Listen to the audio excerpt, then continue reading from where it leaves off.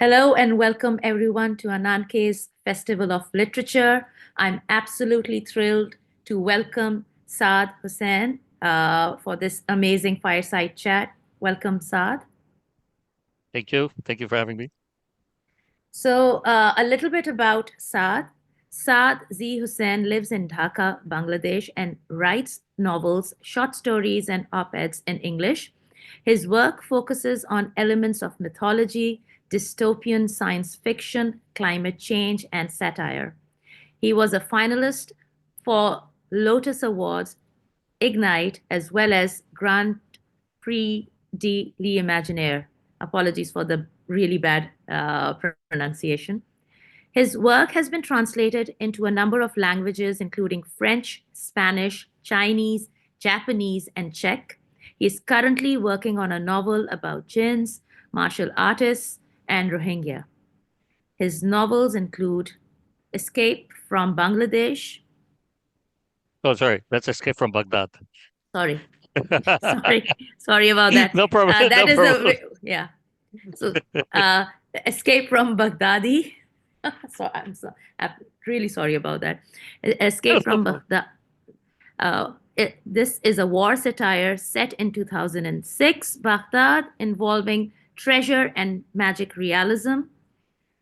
Jinn City, uh, which is about an old family in Dhaka, Bangladesh, who struggle to deal with their jinn relatives and the magic world of jinndom. The Gurkha and the Lord of Tuesday is about climate change that melts the prison of a very powerful jinn king in the Himalayas. His return to the near future utopian world of Kathmandu creates great upheaval and system change. Cybermage, near future Dhaka struggles with the climate change, rampant nanotech, corporate AI, and Jinn. The cybermage must rise to the occasion and save his city. Kundo wakes up. The jaded artist Kundo wakes up from depression and finds his home city of Chittagong slipping away. As he searches for his wife, he gathers a family of misfits, all the dregs left over from the change. So, thank you so much. And you know, apart from reading the other, I am really interested in the cyber mage. Great. That So, was said in Dhaka. yeah, yeah. Hmm. So, I'll begin with my first question, which is, and I'm reading this out. Is there a dichotomy when it comes to the notions of Bengali Muslimness and Bengali secularism? What then is the impact of this dichotomy on Bangladeshi or Bengali identity and consequence, consciousness? And also, I wanted to ask if is there a difference when you say Bangladeshi or Bengali? Um, okay. Yeah, of course, there's a difference in terms of Bengali means our relatives that we need a visa to go and see, and vice versa in Kolkata or West Bengal, for example. Like almost all Bangladeshis or Bengalis here have relatives there, and vice versa. And uh, normally you would freely be able to see your village home, or either on this side Yeah, or that on side, or where your uncles are, or your great grandfather was from. But you can't, right? You need a visa, you need a passport, you need all this stuff. So that there is the physical manifestation of the divide of Bengal. In terms of genetics, language, history, culture, food, there's not a huge difference. If you took away this boundary and you said, okay, you guys reunite and just live together somehow, you wouldn't be able to tell. You wouldn't be able to say that this is a Bangladeshi or this is a somebody from West Bengal. Um, Now, because of the way partition was handled, the major difference, of course, is the religious identity. Now, this is also problematic for in many ways because if we look at the Bengali Muslim, this is an identity that is, unless you really think about it, it's normal for us. Well, I'm a Bengali Muslim, but when I traveled and in recent times I went to the Iowa residency program, and I was there for 3 months, and there was a number of Arab writers there, and then I traveled in Europe recently, and uh, uh, kind of different places where I was talking to people about this, and I realized that the Bengali Muslim is viewed by the Arab Muslims or Arab speaking world Muslims in a very strange way because we're basically the Muslim that does not understand a single word of Arabic. So we're following a religion which we understand nothing of, absolutely nothing. The common Bengali Muslim does not understand a word of what he's reading.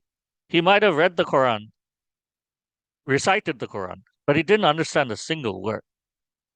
And he has zero knowledge of any of the theory, any of the history, any of the mythology that this religion is based on, because all religion comes from mythology, the culture of that background culture of that place. That place, the geography of that place could not be more opposite from our geography. We are a delta, a jungle, essentially, an overgrown. Like if you stop cutting trees in 50 years, it would be overrun as a jungle. That's a desert culture. All of the things are from the sand. So we have, I would say, a complete uh, a religion with which we have really very little in common with. And this shows in multiple ways. It shows in uh, how we adapt to the things of the demanded of this religion, how we interpret it, because we have to interpret it. We don't speak the language. We don't know the original intention of the author. So we have to interpret this through our lens. And the interpretations you get are very strange. And okay, so one question that kind of my Arab friends were asking me is that are all the people in your country Salafist? And I said, I'm not even sure what Salafist means, but I understand it's one of the schools of Islam, and it's the most conservative school of Islam. And I said, I am very sure that these my people do not really understand the differences between the schools of Islam. The common people who are Muslim, who are walking around with the beard and the cap. And they said, and I said, why do you think they're Salafists? They said, well, their beard. They have the beard without the mustache, or the mustache is very small and the beard is long, and they color the beard orange with henna. And they said this is a Salafist thing. So when we see bearded people like this, we say they're Salafists because that's kind of what their trademark is. And and many of them are afraid of Salafists. Salafists are very conservative. So so they were like they were like, yeah, we when we look at Bengali workers in Arab countries and they have this beard and this thing, we think they're Salafists. Uh, so I'm like, okay, fine. I will ask some people in my office, some the elderly people that I work for a living, not not writing, but an actual job. So I asked the people in some of my people in the office, some of the senior people, which had the beards, that like, do you understand that this is a Salafist beard? And they're like, what the hell is a Salafist? Uh, I'm saying like, who told you to keep your beard like this? It's like the Imam at the mosque said. And I'm like, why do you think he told you to cut your mustache and keep the beard? And they were like, well, it's maybe it's to so the food doesn't get in the mustache, or maybe it's more hygienic. And I was like, well, this is the extent of you know um, our understanding of this issue.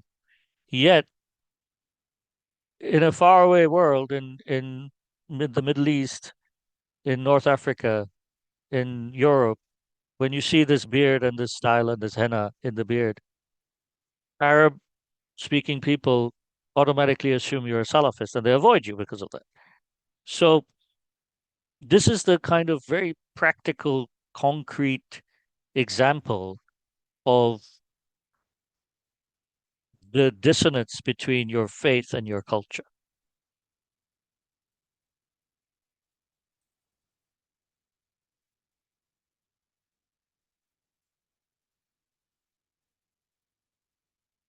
And you spoke about, uh, you know, how the partition was handled, and this is something, just I was thinking about that as well. Um, if you could talk about that and how it was the partition was handled.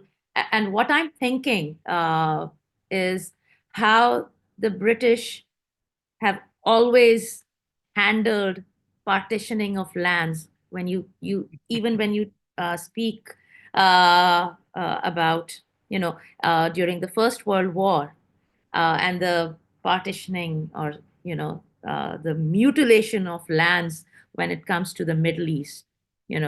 how they were Well, sectioned. if you talk Yeah. about the British, I mean, the partition of Ireland, which is much closer Exactly, to them. Yeah, exactly, exactly. so yes, they're not very good at partitions. Um, Or they're very smart at that. or they're very good at it. But yeah, Yeah, uh, the well, okay, I am personally against theocracies. This is, if I had a hill to die on, this was the hill I would die on. Is that I think uh, a theocratic government would be the worst type of government. And my personal belief is that religion should be extremely personal, and whatever you want to do to other people because of faith, you should just do to yourself.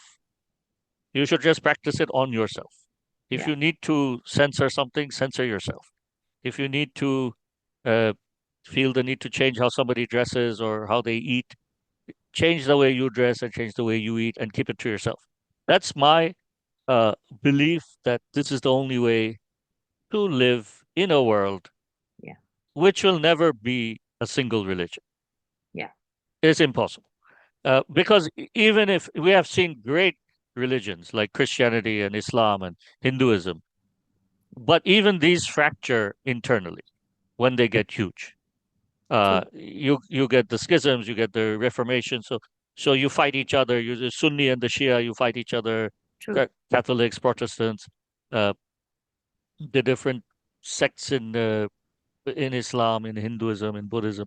So there's no monolithic faith. This is itself impossible. So to expect that we should govern a place using the tenets of a faith, which itself has never shown any kind of united front, seems to me uh, the worst idea. So the the very definition of partition was based on the defining characteristic was based on faith, which implied a theocratic nation. And if you have a theocratic nation in Pakistan, India, and Bangladesh, you would have essentially perpetual war because the the kind of I think the defining kind of drive of a theocracy would be to convert the others. It's almost the duty of political Islam or political Hinduism to convert, to conquer, to uh, reclaim lands that you think were yours at one time. Uh, and this is, I mean, if this was the aim of the British, it's a horrific aim, and it was a horrific idea, and there was a horrific death toll during partition, Yeah, and there is a horrific death toll even, and not only death, but uh, the lives of minorities in all the countries are not true. as good as it should be. Yeah, Considering we are the same people, considering you're oppressing exactly. somebody with 99.99% of your DNA, that if you were in a lineup in an American jail, nobody would say that, oh, you're Muslim and you're like two different people. They would be like, dude, you guys are the same, you know? Yeah, yeah. So in the eyes of others, you are the same. The difference here for which you are killing and maiming each other is artificial and minuscule. So yeah, that's my problem with partition is that if that was the intention of partition, if that was the intention, then yeah, uh, you see the effects even today because the minorities in each of these big countries, I'm saying population wise, Pakistan, Bangladesh, India are big countries. Uh, of course, India is giant, but yeah, and you fairly say minorities are having a good time in any of these places. Probably not. Yeah. So yeah, um, I, I don't know how you would have handled it, but uh, perhaps uh, dividing states as in Punjab and Bengal, perhaps that was unnecessary. Perhaps a more cultural partition was possible along kind of historical lines of cultural areas of language. Uh, I don't know if there's a good answer to this because India, before the British came, fought a lot of wars, and I mean India as in like encompassing the whole subcontinent. Yeah. Uh, we fought a lot of wars against each other also. So it's not like there was a land of milk and honey and the British came and ruined it. That's not a uh, fair estimate of that either. So so I don't know the answer to that, but uh, definitely division along religious lines in any situation seems to me a horrible idea. True. True. Yeah.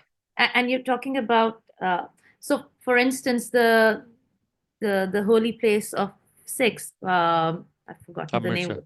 Yeah, no, no, no, which Oh, is in Pakistan. So all it's right. like half an hour or an hour away or 15 minutes away, you Of know. course, and they can't get to it. Yeah, Exactly. So yeah, you need a visa for that, and that was again done during the partition, which doesn't make any sense, you know. yeah, That now you know they have to get a visa to actually visit the place. Doesn't make any sense. yeah. I mean, okay. So either they just didn't care. I mean, the British just were like, okay, do whatever you want, uh, or they were like evil geniuses and they were like, okay, let's leave a legacy of Yeah, violence here. Uh, yeah, it's not clear to me yeah, because I look at some of the American policies with Trump, like the trade wars, yeah, they're in the news yeah, now. And then yeah, you could be like, oh, this man is evil. I mean, look at him. He's creating conflict all around the world. Or you yeah, could be like, hey, he just doesn't know what he's doing and he doesn't yeah, care either. So, yeah, it's really hard. If you can't judge Trump right now yeah, as to his yeah, intentions, yeah. it's really difficult to go back True, to true, to the partition true. era and judge Nehru and Mountbatten and Yeah, you yeah, know that's true. all the actors there. So, do you think the nature of Bangladeshi identity is fraught in the backdrop of political and cultural heritage and legacy, such as the Turco-Afghan rule, which is imbibed with Muslim heritage and values and rituals, or the Bengali Renaissance, where the colonizers fostered the European notion of culture and modernity. There was, you know, this amplified growth of, literary and literary growth. So, which led to the transformation of the Bengali society. Okay, I mean, I think all cultures that are conquered, uh, and then not just conquered, but then ruled essentially for hundreds of years that we were. So the British came in the 1600s, 1630s, something like that, and they left in partition, 1940s. Uh, that's 300 years of not not direct rule, but like cultural exchange, and then direct rule for about 200 years. So if you look at Bengal for that, yes, the very fact that we're having this conversation in English is a testimony to this rule. It's the fact that we judge class by the accent of your English. Now, if you speak American English, that means you went to study in America. If you speak British English, that means you went to to the UK to study. Like Imran Khan, he's got Oxford educated, beautiful accent. Everybody would be like, he's a Pakistani aristocrat. Nobody would say he's a farmer. Just one word, and you would know that. So we can judge very quickly according to the fluency of the English and how well you speak English. If you speak with an accent, with a Pakistani or a Bangla accent or an Indian accent, okay, educated, but educated in India, probably in one of the best schools in India because yeah. So then you could even guess the school by the accent if you're, uh, so we know all this just by a couple of sentences. And we're not judging you by your language, we're judging you by English. And that's kind of the standard. And if you don't speak any English, there's a very clear assumption on your social economic status. Uh, and that's prevalent, that's widespread. We would assume that you're not from an educated family because you don't speak English. Because this is the language that means education, extra education. Because it's costly to teach somebody English, but it also means you have to have this money, you have to have this exposure, and you have to send your kid abroad to get the fluency, or in very exclusive circles in your own country where English is the main uh, language. So we write in English. A lot of the very famous authors from India, prize winners, they write in English. The authors of the diaspora from the subcontinent write in English. So our written heritage, modern written heritage, you could argue is more in English than in the native languages because of the prize winners, of the Nobels, of the Pulitzers, of all that, and the fact that this is the version that other cultures can read, that Europeans, Americans, Chinese, whatever, the rest of the world reads these stories and judges India and Bangladesh, Pakistan based on your authors, what they're telling you. So not only are you the kind of spokesman, you're controlling the narrative for your entire country. Because it doesn't matter if you have very brilliant authors writing in Bangla. There is very little translation work. It's almost impossible. I personally have been trying to, because I write in English, and it occurred to me wh- when I was in Iowa for 3 months in this residency, but there was like 28 nationalities there. So there's some of these conversations that make you think, and you're there for a long time, so you talk to these people, and uh, it occurred to me that it's crazy that my books aren't translated into Bangla. So then I came back, I started looking for Bengali translations, and it was impossible to find it. It's been a very difficult process to find, uh, a suitable translator who's doing to do the work, and then, the publishing. So all aspects of it means that this is not a common thing that you're translating English into Bangla, and vice versa, into Bangla into English. So yeah, just the language itself reflects this colonial past. And the other side of your question is culturally. I mean, culturally, in the in the BC era, let's say we were Hindu, or we were the Sanskrit, Mahabharata, Ramayana. This was our culture. These are the stories. Then we were Buddhist in the Pala dynasty for 400 years. What we were in Bengal was almost the center of Buddhism. Tibetans, the Buddhism went from the Palas to the Tibetans. Uh, so this was the Buddhist country, and we have the relics of this Pala dynasty in Bangladesh. We have the architecture and kind of the even some old monasteries. We have still monasteries here, but Buddhism is completely gone almost. There's very few, and culturally also. And then we became Muslim. So Islam is, yes, it's a big part of our identity now. I am Muslim, but I can also reflect on the fact that it's not a deep part of our identity because the roots are others. Like, I don't know Islamic mythology, but I know Hindu mythology. You know, the stories we have of our mythology, like Bon Bibi or Dokkin Rai, these are the fairy tales. These are clearly not Muslim fairy tales. These are gods and goddesses, deities that are from an older time. So here you have a your identity where the mythology is something else, and then the faith is something else, and you have to marry the two. And the language is something else. The language that we're so proud of that we fought for is Bengali. Um, Yet this is not the language with which we can communicate with the rest of the world, and this is not the language of the kind of the educated class. And whether we like to say this or not, uh, for the entire subcontinent, the educated class, one of the signs of the educated class, of the upper class, is speaking in English. So these are facts. I mean, you can't really, you can't throw any of this away and then have a meaningful, uh, uh, argument about what is identity.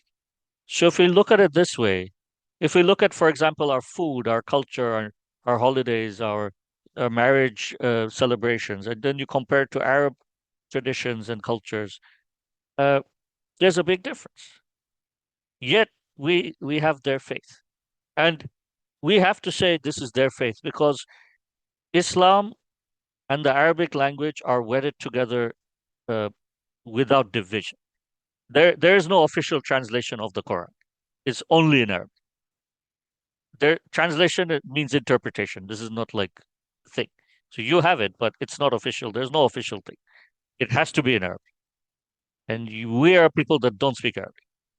So yeah, this is the issue, and to speak a language like a native is not that easy. To understand metaphor and poetry and uh, not a literal meaning, but like the actual meaning is not that easy without the background and the history and the. So yes, Bengali scholars can sure do that, but the ordinary people uh, cannot do that. So if you want to talk about a fractured identity, yes, of course, this is a fractured identity.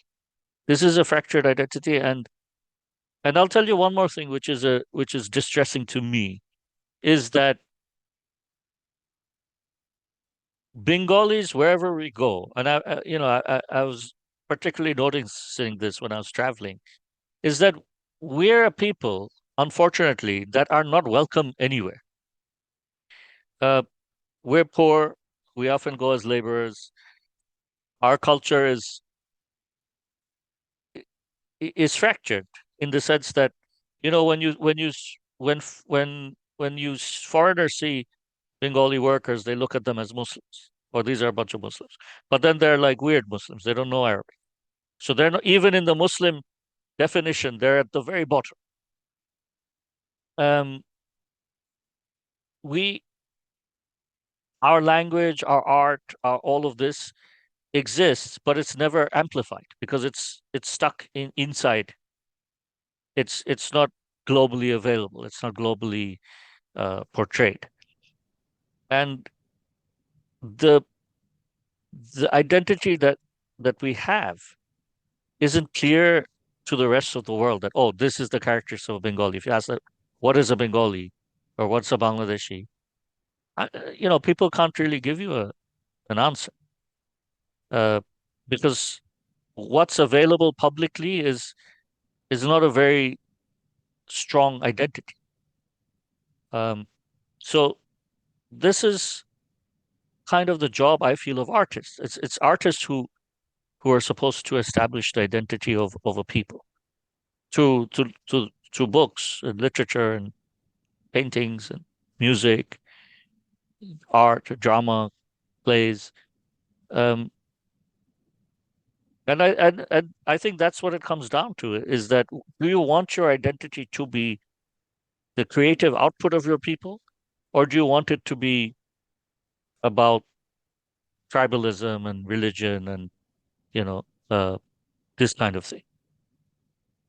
Which is, hearing this from you, it is ironic because for me, because you read about the impact of Bengali literature and artistic expression. The cinema, the music, the poetry. You have Tagore and Satyajit Ray and Maheshwata Devi, and so many thinkers and visionaries. And then you talk about this perception that one encounters. Uh, you know, it is ironic. Yeah, and sadly, this very rich culture, and so Yeah, uh, I keep saying, look, we have a really rich culture. We have this exactly these people, and even now we have great painters, we have sculptors, we have a huge artistic life. Uh, we paint entire highways with you know during Poila Boishak, like the New Year that was recently. Like we paint all the highways, on the streets. Like at night, people come and paint. It's beautiful, and yet this somehow is not our identity. And I think the it's like I love our traditional clothes. We have the kurta and the pajama. We have the great colors, and this is our the normal traditional clothes we have. yeah, Yet you see a lot of uh, Bengali, especially the ones that go abroad and they're working in the Middle East. They come back wearing Middle Eastern clothes. The jaleba, the scarf, and everything. Okay, there's nothing wrong with that, yeah, but you're literally yeah, adopting the clothes of a different culture, and those people are laughing at you. They're laughing at you because they're like, you look ridiculous in these clothes. You know, yeah. you you cannot be Arab just because you wish to be Arab.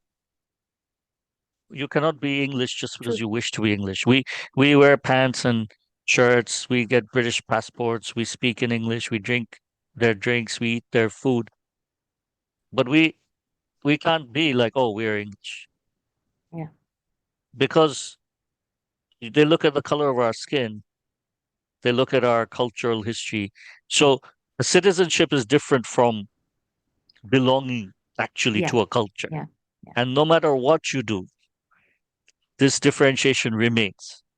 And this is kind of the reason why you have to actively build your own culture identity, and you have to defend it, and you have to add to it. And I feel like, Tagore and that was those were, uh, we had amazing poets, filmmakers. Yeah, But, yeah. we also Yes, kind of stopped somehow. We, we, we, what do we have in the last 50 years? Uh, what do we have post partition? What do we have? Uh, you have to give people something to be proud of. We're extremely proud of Dr. Yunus because he won the Nobel Prize, but more than that, yeah, because he created this micro credit system, like so poor people could get yes, loans, absolutely. and it's spread Yeah, everywhere in the world. Like anywhere in the world, if you talk yeah, about this, people will be like, yeah, yeah, we know this guy, or we know this thing, we have it here. So this is something that this man we're very proud of. Uh, yeah. a culture needs heroes, or not heroes, but like accomplished accomplishments. They need people who who put you on the map, who so that if I go abroad and I say I'm Bangladeshi or I'm Bengali, I would much rather they would say, "Oh, you're like Dr. Yunus," than like, "Oh, you're a laborer. Yeah, Did you come here to work? Or are you cleaning the hotel?"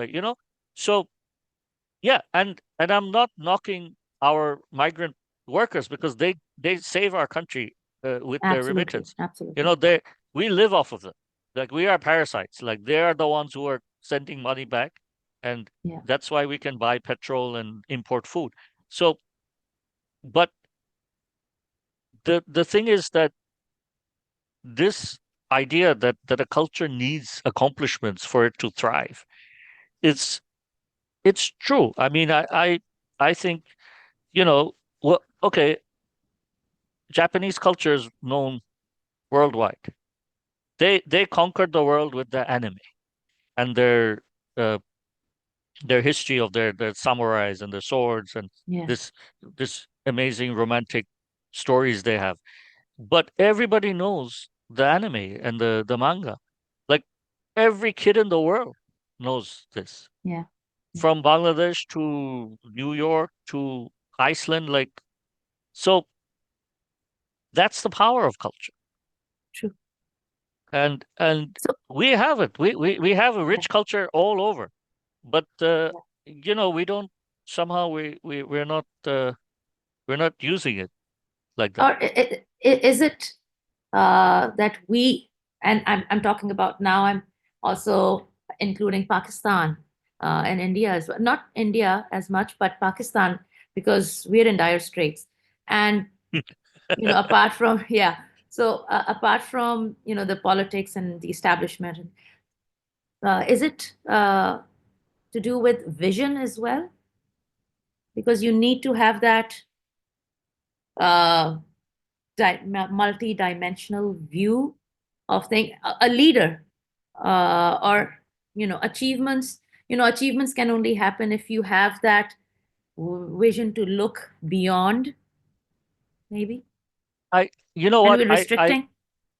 you know what I think for if we get to specifics Yeah. for literature, I always felt that we in the subcontinent we were kind of pigeonholed into writing a certain way uh, that deals with mysticism or Eastern mysticism, which is romanticized, or Yeah. poverty or war, Yeah. and these are the topics. And if you're writing from the diaspora, then the immigrant experience. And these are the topics that you're allowed to, that you should write about. This is the road for you. And Especially the mangoes of Pakistan, the from what mangoes, I yes. from yeah. You have to mention mango somewhere. You have to mention saffron. You have to mention some Yeah. cooking. This is, this is what this is the pigeonhole. And this is the trap also, because this is the easy way. And so what I get, because I'm writing science fiction, so I'm kind of in touch with science fiction community in India, Pakistan, and it's amazing writers that are producing different kinds of science fiction. And this is considered a genre, but this is important to bust out of this mango poverty immigrant thing. War, Yeah. you know, we need to break out of this mold. Um, and not worry so much about getting published. Not worry Yeah. so much that okay, if I don't put mangoes, I'm not going to get published by a UK publisher. Okay, forget that. Because there's a limit to how far you're going to get with this. You know, like Yeah. this road has been walked already by geniuses, and you know, partition like Salman Rushdie did partition, and then a bunch of other people did Yeah. partition. Now you're going to be the 10,000th person to write about this. Okay, Yeah. come on. It's really like you need to walk a different road here, and Yeah. that's that's really what we really need. We need to become a complete Yeah. culture, not this kind of Yeah. atrophied, uh, malnourished thing that we have right now. In specifically in writing, because um, if you're the center of the world, you write whatever you want. You write detective fiction, you write about poverty, you write about rich people, you write about, you know, dynasties, you do whatever you want, and it's fine. And when you're in the peripheral part of the world, you're starving, you're this meager hanger on, then you write what the publisher wants. You know, you write what the agent wants. The agent says, okay, write like this. Okay, okay, no problem. So even if you're not the center of the world, you should act as an author like you're the center of the world. I think that's where we need to be, um, specifically And in that's when literature. magic happens.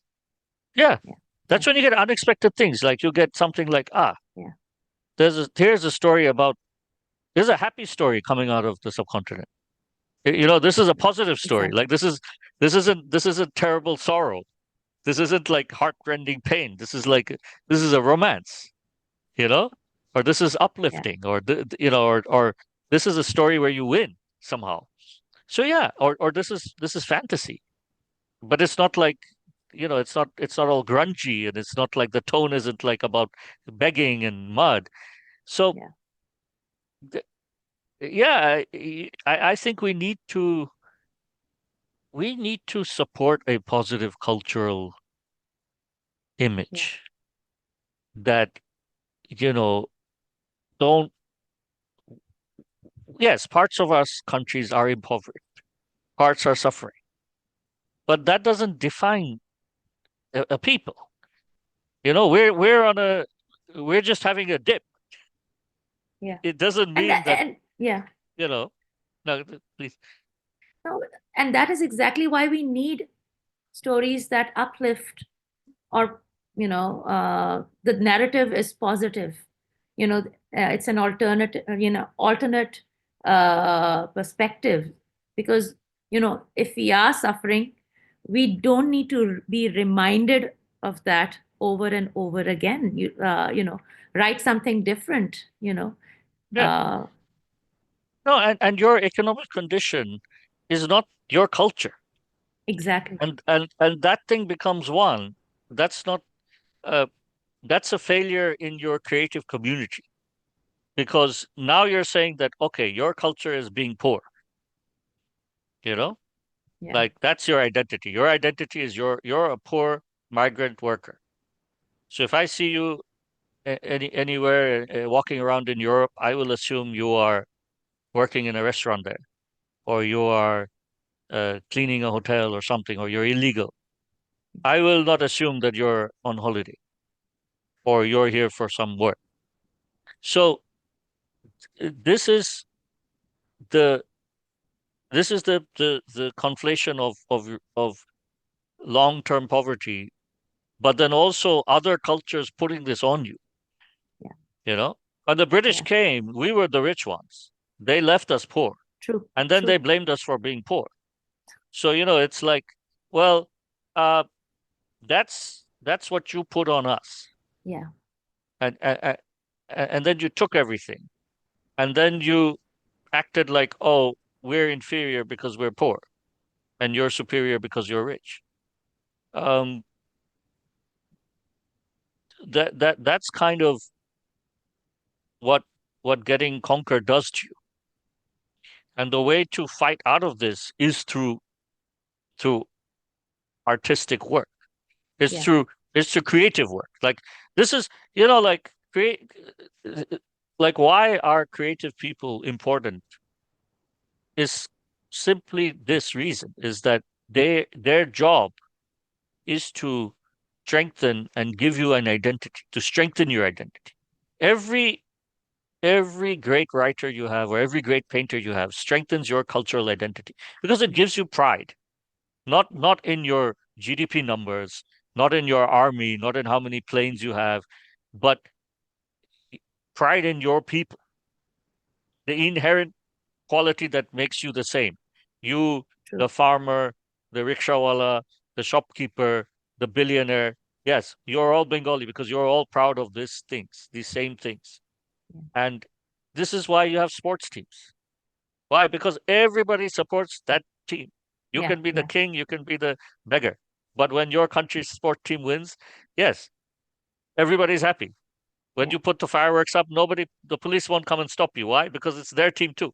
yeah, yeah. So, yeah, so these things are important. It's True. important for this reason. Absolutely. And we're talking about so many different things. So I'll put two questions to you. Do you think Bangladeshi nationalism now is derived from its Muslim heritage, or secularism, or is it steered by global politics? And I'd also first, let's Okay, talk about okay, yeah. this. Yeah, That's difficult to answer because I think talking about almost 200 million people, I'm gonna annoy somebody or the other completely by being Yeah. saying the opposite Yeah. of what they Yeah. believe. Yeah. Yeah. So Yeah. it'll be difficult to say that. What I can say is that no Islamic party has ever won in Bangladesh, the Yeah. majority seat, or even close, or Yeah. even close to the majority. So I don't see that changing. Uh, Simply because I think this idea that we should be ruled by Islam, while we are Muslim, I don't think we want to be ruled by Islam as a political Islam. At least I hope not. Uh, but I also believe that yeah, like the kind of rules that would eventually creep in um, is difficult to accept. For example, women not being able to work or Yeah. study or uh, music, because I think the original conversion of Bengalis to Islam came from Sufism, and this was a different kind of Islam than what you Yeah. have politically. Political Islam is much harder Yeah. Yeah. and less tolerant, and somehow they tolerate the Sufis, but they don't take them seriously as it like, you know. Uh, so the kind of the connection of Sufism with our own kind of local cultural music and festivals, like there's Lalon Giti, which is like a kind of movement. It's very close to Sufism, uh, and this is widespread in the villages. Um, there's a lot of these elements in our Islam, which I hope would prevent a kind of political Islam from taking power. Uh, that being said, secular political parties haven't done us a lot of good. Um, the problem we've always had is that nobody wants to leave power, and you literally have to throw everybody out of power.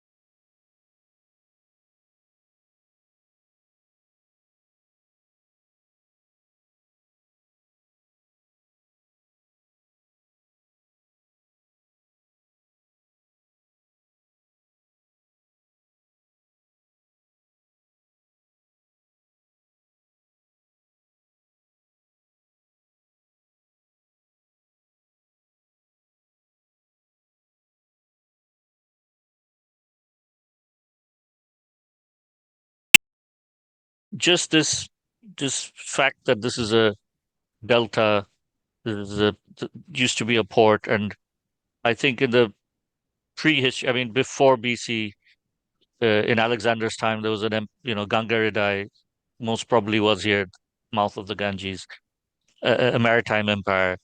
Uh, I imagine people who lived here always engaged in trade and sailing. So, with the rivers and with the sea. So it makes sense that we would not be a monolithic uh, people in culture and ideas. And that gives me encouragement, and that gives me a hope that, yeah, you can continue being like this. To Yeah. become monolithic means you have crushed all other ideas True. True. and True. all other creeds. And Yeah. this is something that is extremely undesirable uh, for me personally, but I imagine for anybody who is not part of the the block that wins. Yeah. So that remains a hope, and of course, again, that's something that you have to work for. Uh, you know, you you at some point you have to stand up and speak what you mean, what you Yeah. believe, and what you stand for, because yeah, otherwise the people who shout the loudest win.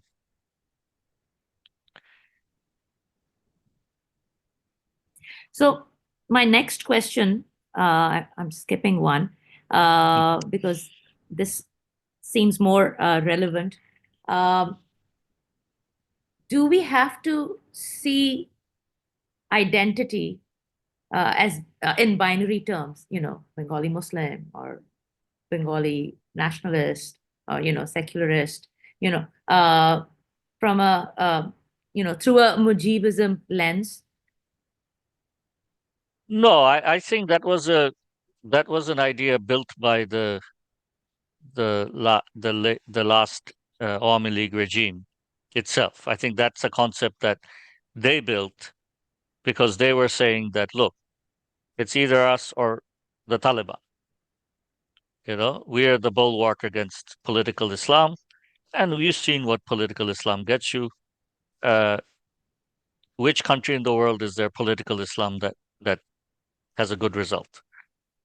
I'm not sure there is any. Uh, so yeah, and that worked. That worked for a time, but that's that's that government was not morally or politically or definitely not commercially honest. So they didn't stand for something so much as they stood for personal gain. This is evident from the massive information of theft we're getting. That no, you didn't really stand for anything. You you really were just here to steal money. You were a machine that was made to just remove money from this country. And that's not me saying it. That's the newspapers. That's the banks. That's the public Yeah, information. So it's not personally my opinion. I knew many people. Of course, everybody did from yeah, this government, friends, relatives. So it's not a personal thing. But I'm saying that this was not a government that had an ideology that was thrown because of ideological reasons. So to think that, I think, is a mistake. Uh, I don't think there is any government here with an ideology. yeah, I don't think the American Republican Party or the Democrat Party has any ideology. I think they just follow whatever political trend shows that they'll win. I don't think the yeah, Conservatives or the Labour in England have ideology. I think they just follow, again, whatever the pollsters say. This is your constituents. This, if you say this thing, yeah. you'll get this vote. This is how you placate your donors. If you say this thing, they'll give you money. So I think it's just like that. Uh, so really, I think that's a mistake to consider that, okay, this is a clash of ideas. I think this is, especially in our countries, it's really how can you come to power, and Yeah, which block of people can you rely on as a vote bank or as muscle, or as people who will come yeah, on the yeah, street for you. So an Islamic party or let's say Jamaat, which is our Islamic party, main Islamic party. Now they're saying very nice things. They're saying that, look, we're not politically Islamic. We're not going to change the laws. We're going to be tolerant. And what happened in 71 when we supported, the Pakistan? Well, that was a mistake, but those people are all gone. So, the children now are innocent. So, so they're saying great things. But then the nature of Islam, if you're an Islamic party, you almost have to at some point implement full Sharia. yeah, So it's in your DNA. I mean, it's in the so can you have both sides of the cake? Can you put icing on both sides?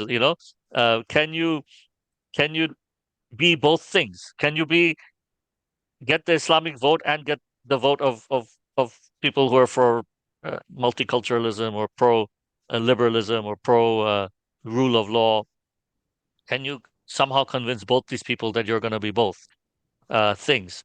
I don't see how Mm. that's possible. Uh, but I I I do have some belief that even the kind of Islamic vote bloc we have, the people who are wanting a more Islamic society, are still tolerant to some extent. And Yeah. also that the people who are liberal, westernized, or who are kind of want rule of law, that they also understand that the reason people don't want them is because of the massive theft of resources that inevitably occurs when you go in that direction. Yeah. So I think it's not going to be uh, the identities, political identity is not really about do we want a kind of a Mujibism versus or like independence, nationalism versus Islam. I think really the idea is like, do we want stealing versus non-stealing? Like anybody who doesn't steal Yeah. is Yeah. better than anybody who steals, you know? True. True. True. So, my last question for you, and I think I'll try to squeeze in two questions at the same time.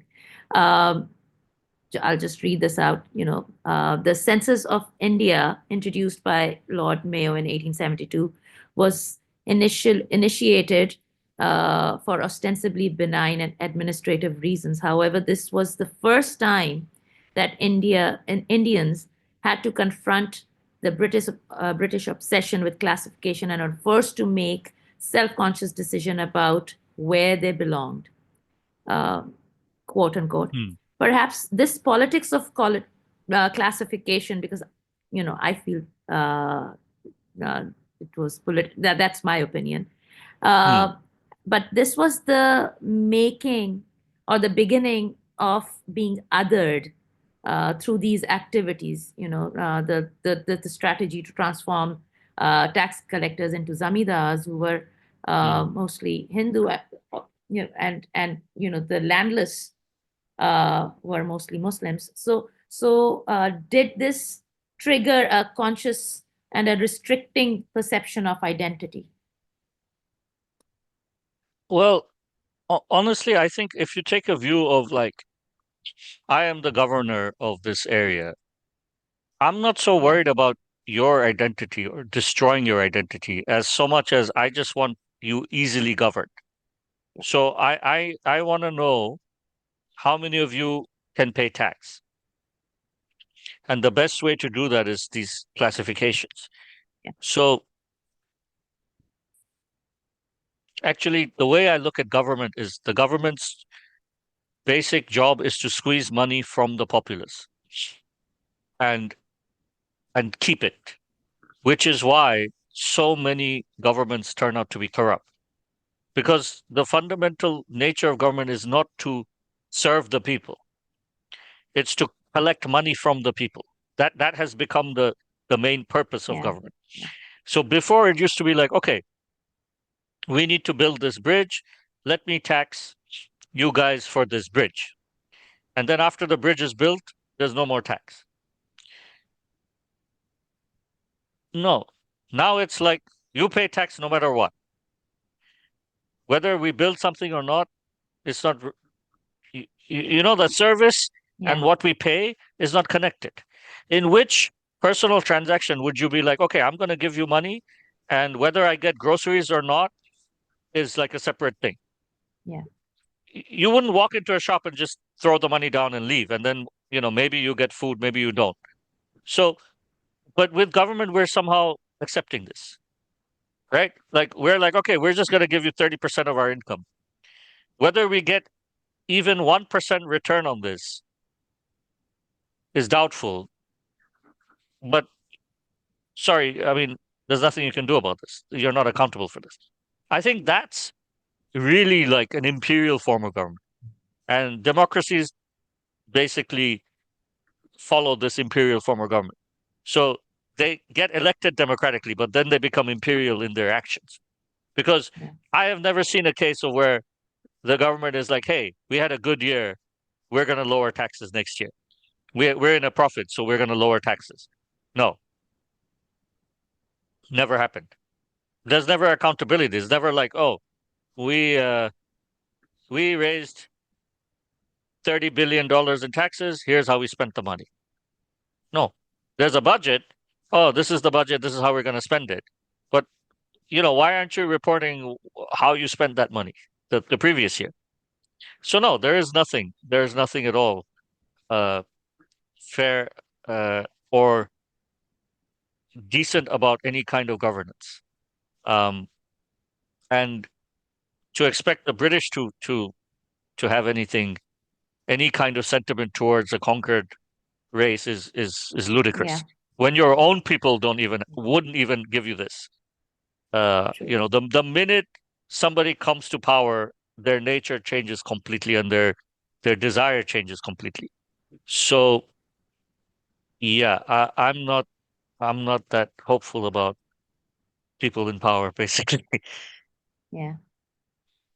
Yeah. And I would agree with you on that as well. That is the end. Unfortunately, Saad, that is the end of our session. I would have kept on, talking, but there's another session taking place in 3-4 minutes. So I'm afraid have to end this. But No. this is the beginning. This is the beginning of these conversations. We're not going to stop there. Stop Yeah, here. Yeah, absolutely. yeah. That was lovely. Thank you so much for having me. Thank you so much.